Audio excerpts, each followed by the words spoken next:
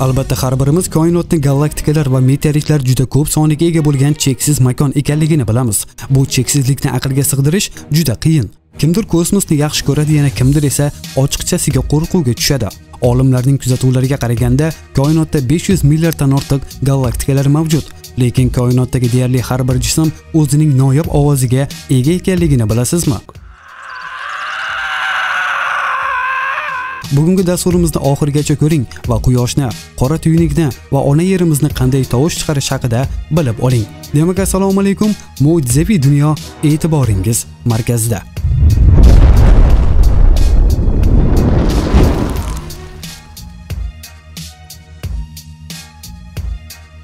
Lekin birinchi navbatda tadqiqotchilar kosmik tovushlarni qanday qayd etishga muvaffaq bo'lganligini tushuntirishga harakat qilamiz.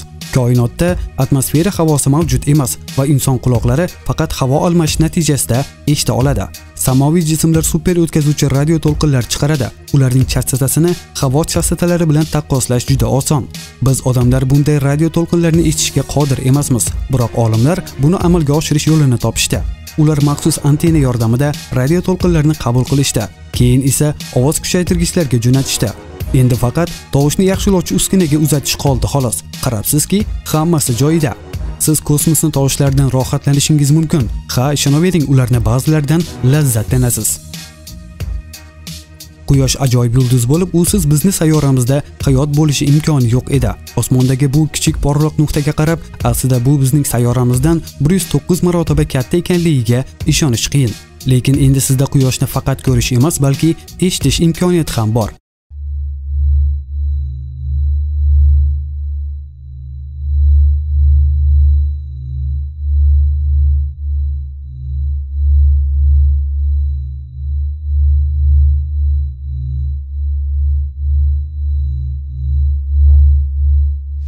Siz Merkuriyni chiqargan tovushni eshitganingizda xuddi issiqdan yiqilayotgandek tuyuladi. Axir Quyoshga eng yaqin sayyora bo'lgandan keyin shunday bo'ladi-da.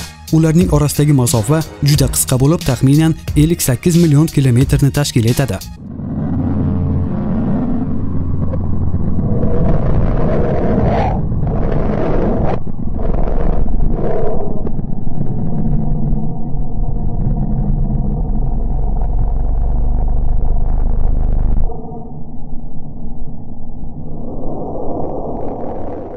Venera qadimgi Yunon xudolarining nomiga qo'yilgan bo'lib, sevgi va romantik tovushlardan uzoqda joylashgan.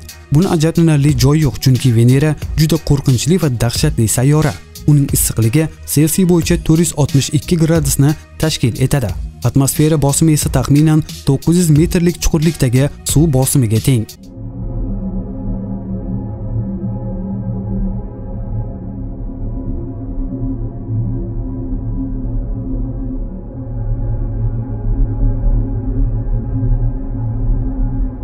Aqlga sig'dirish qiyin, lekin Yer sayyoramiz ham boshqa sayyoralar kabi tovush chiqarish qobiliyatiga ega. Biroq afsuslanadigan narsa shuki, hammamiz Yer sayyorasida yashaymiz-u, lekin uni eshita olmaymiz. Ayni paytda Yerning ovozi juda chiroyli, o'zgacha tarzda go'zal.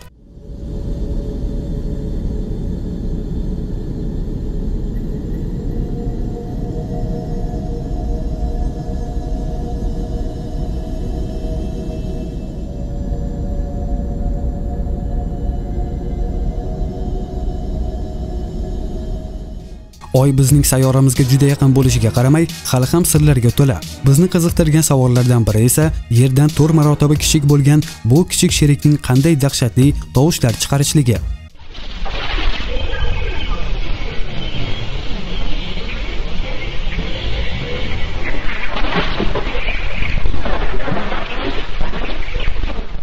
Mars yuzasi bizning cho'llarni eslatib tursa-da, bu yerda odam hech narsa qila olmaydi. Atmosfera bu yerda juda past va harorat ba'zida Selsiy bo'yicha -143 gradusgacha tushib ketadi. Aytgancha, Marsga qadimgi Yunon urush xudosining nomi berilgan bo'lsa-da, lekin uning tovushi odamni juda xotirjam qiladi.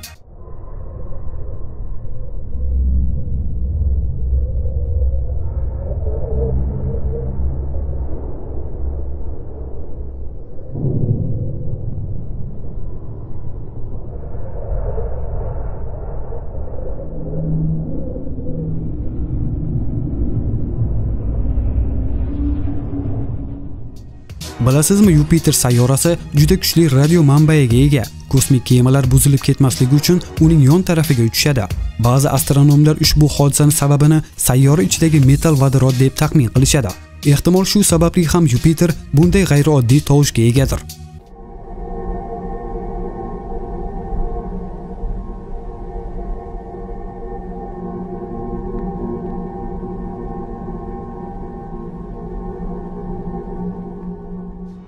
Aytgancha, Yupiterda eng haqiqiy faol chaqmoq mavjudligini bilarmidingiz?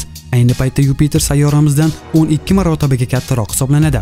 Bunday ajoyib sayyorani bu chaqmoq chiroqlariga yetib borishni tasavvur qilishni o'zi juda dahshatli. Lekin olimlar uni ham ovozini yozib olishga muvaffaq bo'lishdi.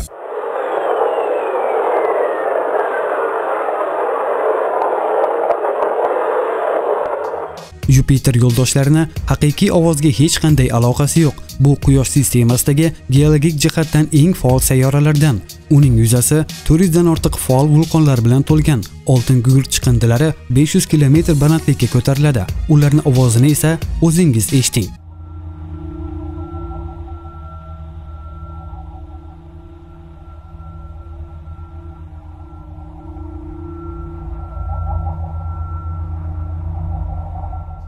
Bunga ishonish qiyin, lekin Saturn sayyorasi o'z rangini o'zgartirishi mumkin. Hozircha olimlar buning sababi nima ekanligini bilishmaydi. Lekin haqiqatga yaqin taxminlardan biri sayyorada yil mavsumi almashishi bilan bog'liq bo'lishi mumkin.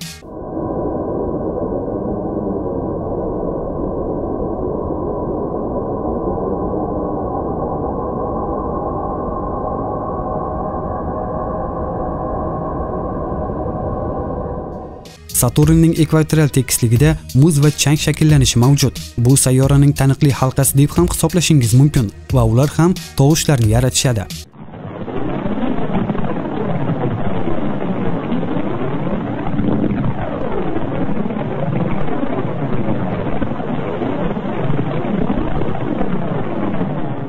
Endi Quyosh sistemasidagi eng sovuq sayyora qanday ovoz chiqarishini bilib olasiz. Uran yadrosi deyarli issiqlik chiqarmaydi va yuqori bulut chegarasining harorati Selsiy bo'yicha -224 gradusni tashkil etadi.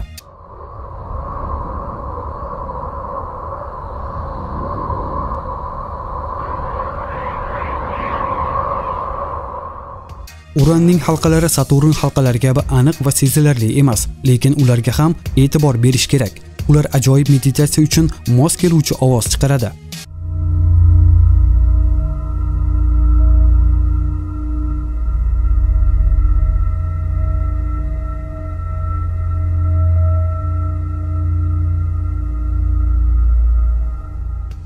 Olimlar hatto Miranda ovozini yozishga ham muvaffaq bo'lishdi. Bu Uranga yaqin bo'lgan yo'ldosh, uning noyob xususiyatlari barqaror emas.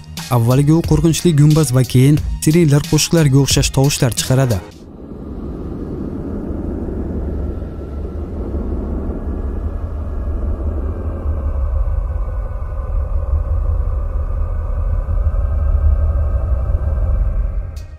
Neptun Quyosh sistemasidagi eng sovuq sayyoradir. U dahshatli sovuq va shamolning qo'shig'ini qaytaradi. Hayratlanarli, shunday emasmi? Uning yuzasida dahshatli dovullar paydo bo'ladi. Shamol tezligi soatiga 2100 km ni tashkil etadi.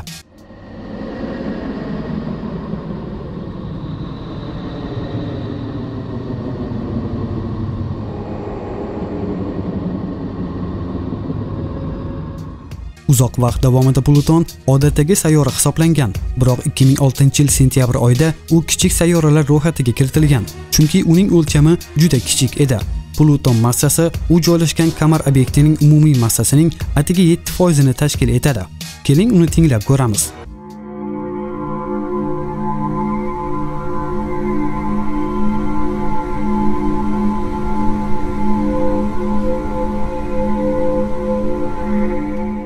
Qora tuynuk samoviy jismlarga ko'pincha nizolar va kelishmovchiliklar keltirib chiqaradi. U o'z ichiga atrofdagi hamma narsani tortadi va hali ham dahshatli zichlikka ega.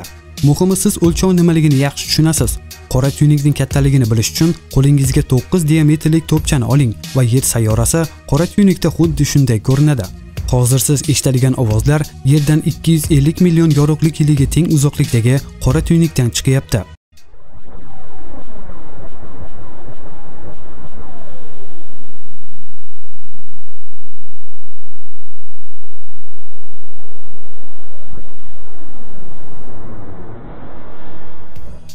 Nihoyat siz sayyoramiz simfoniyalarini eshitishga muvaffaq bo'ldingiz. Endi esa hozirgi tovush atrofimizdagi kosmosning musiqasidan boshqa narsa emas.